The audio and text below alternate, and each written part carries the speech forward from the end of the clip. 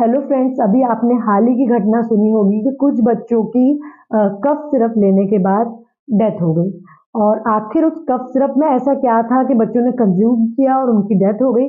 उस cough syrup में का जो कंटेंट था वो था डाई इथाइलिन ग्लाइकोल। और आखिर ये डाई इथाइलिन ग्लाइकोल क्या होता है, आइए जानते हैं। मैं डॉक्टर वंदना आपका अपने चैनल में स्वागत करती हूँ। केमिकल होता है जिसको कि एंटी फ्रीज के जैसे यूज किया जाता है और कफ सिरप में इसकी जो मात्रा है वो बहुत बहुत मिनिमल होनी चाहिए, 0.1% के लगभग। लेकिन इन कफ सिरप में उसकी मात्रा बहुत ज़्यादा थी। और ये जो केमिकल है जब भी ज़्यादा मात्रा में होता है तो ये एज ए पॉइजन या टॉक्सिन के जैसे काम करता है। और यही कारण था कि जिन बच्चों ने उस दवाई को कंज्यूम किया उनकी डेथ हो गई। और यही कारण है कि इस दवाई को भारत में इस टाइम बैन कर दिया गया है। तो क्या इस बदलते मौसम में कफ सिरप नहीं दी जाएंगी? क्या बच्चों को खांसी सर्दी में ही छोड़ दिया जाएगा? ऐसा तो नहीं हो सकता। फ्रेंड्स, वैसे तो सर्दी खांसी बच्चों के लिए एक बहुत आम चीज़ है और उनकी इम्यूनिटी इससे आसानी से लड़ सकती है अगर आप उनको सिर्फ बफारे दे रहे हैं और जो एक घर का घरेलू जो चीज़ें होती है वो भी अपना रहे हैं, उससे भी उनको रिलीफ बहुत इजीली मिल जाता है। पर कई बार ऐसा होता है कि मेडिसिन की ज़रूरत पड़ती है। हम हर बार घरेलू नुस्खे नहीं अपना सकते और छोटे बच्चों के साथ तो बिल्कुल भी ऐसा रिस्क लेना भी नहीं चाहिए। तो फिर आखिर क्या करें? तो अगर आप गवर्नमेंट की एडवाइजरी देखें तो आप पाएंगे कि 2 साल से छोटे बच्चों के लिए होम्योपैथी को सेफेस्ट पैथी का दर्जा मिला हुआ है। और ये एक लार्जेस्ट पैथी जो वर्ल्ड वाइड यूज की जाती है और इसकी जो मेडिसिन होती है वो सेफेस्ट होती है। और कौन नहीं चाहेगा कि अपने बच्चों को सेफ मेडिसिन दिया जाए। तो आइए जानते हैं कि ऐसी कौन सी मेडिसिन है होम्योपैथी के अंदर। भाई, कफ दो ही प्रकार की होती है, या तो सूखी खांसी होती है या बलगम या खकार वाली खांसी होती है।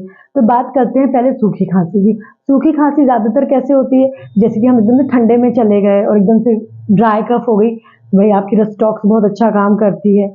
और साथ में अगर बच्चा नींद ले रहा है, एकदम से सोया है और एकदम से खांसने लगा, तो हिप्पा अच्छे से काम करती है।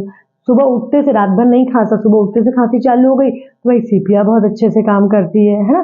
कभी कभी चेस्ट पे ठंडी हवा लग जाती है, अपन कहते हैं ना, बाइक पे बच्चे को बिठा लिया, ठंडी ठंडी हवा लग गई, खांसी आने लगी, तो रिमक्स बहुत अच्छा काम करती है। तो सूखी खांसी पे बहुत सारी मेडिसिन काम करती है, जैसे कि ब्रायोनिया हुआ, स्पॉन्जिया हुई, ड्रॉसेरा हुआ, रस्टॉक्स हुई, है ना, तो र्यूमेक्स हुई। तो कुछ मेडिसिन है जो सूखी वाली खांसी में बहुत अच्छे से काम करती है। उसी तरीके से बलगम वाली खांसी कौन कौन सी मेडिसिन काम करती है? एंटीमटाट हुई, कालीब्रोम हुई, इपिकाक हुई, है ना। तो ऐसी बहुत सारी मेडिसिन हैं जो कि खांसी पे बहुत अच्छी तरीके से काम करती है, बच्चों को कफ में बहुत जल्दी से रिलीफ दे देती है।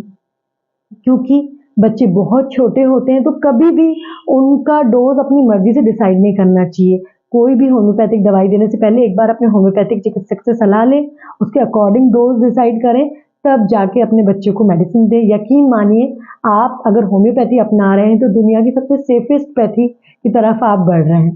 तो ये थी मेरी कुछ मेडिसिन कफ की जो मैंने आपको बताई। और आपको कैसा लगा मुझे कमेंट सेक्शन में ज़रूर बताइएगा। सेफ रहिए, अपने बच्चों को सेफ रखिए। कोई भी दवाई का चुनाव बिल्कुल सावधानी पूर्वक करना चाहिए। मैं मिलूंगी आपसे अपने अगले टॉपिक के साथ। जब तक कि मैं डॉक्टर वंदना